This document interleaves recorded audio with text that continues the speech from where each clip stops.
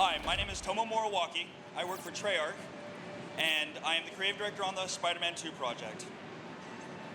And so let us show you some of the stuff we have going on this game. As you can see, we've just jumped off one of the tallest buildings in New York there. Got a ridiculous speed before he let out a web that attached to a building.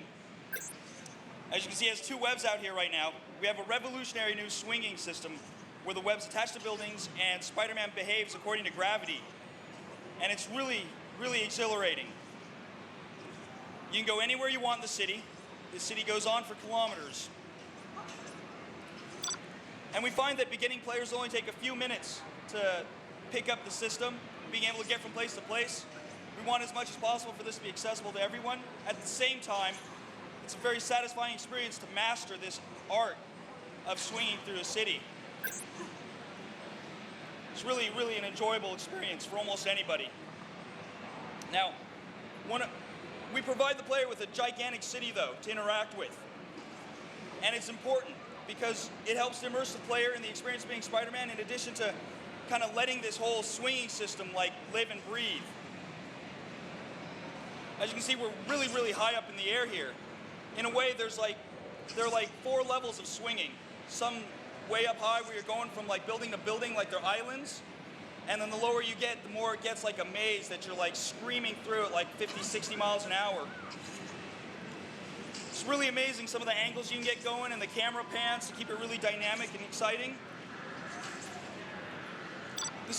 The experience of swinging is extremely addictive.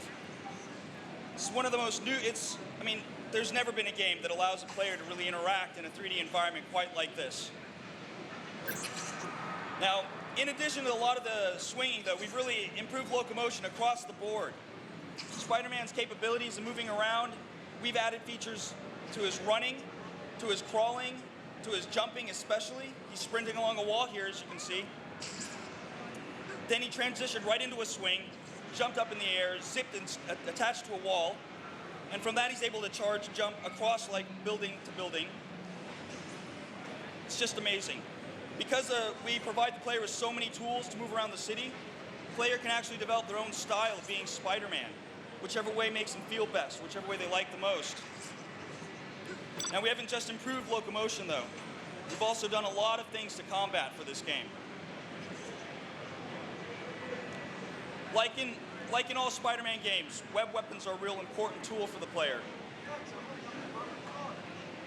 And it's no different in this game. As you can see here, an armored car has been robbed, and Spider-Man has to go and help.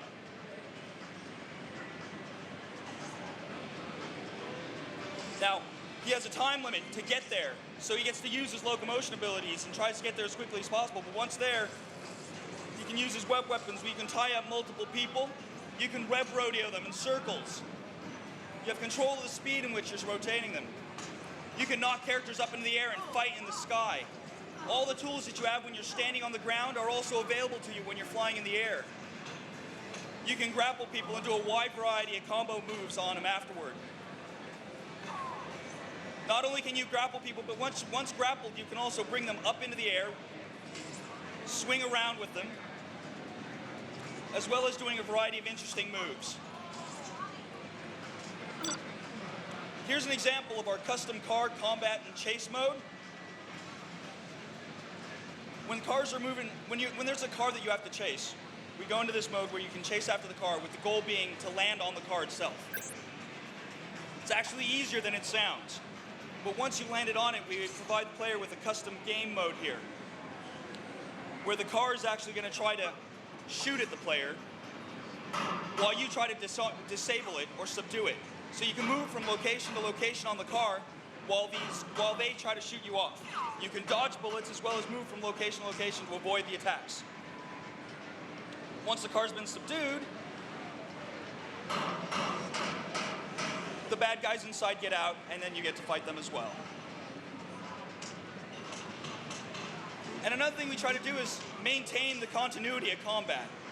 We try to bring a lot of the combo system back into itself so you can keep the action going almost indefinitely. And even move from target to target in the air.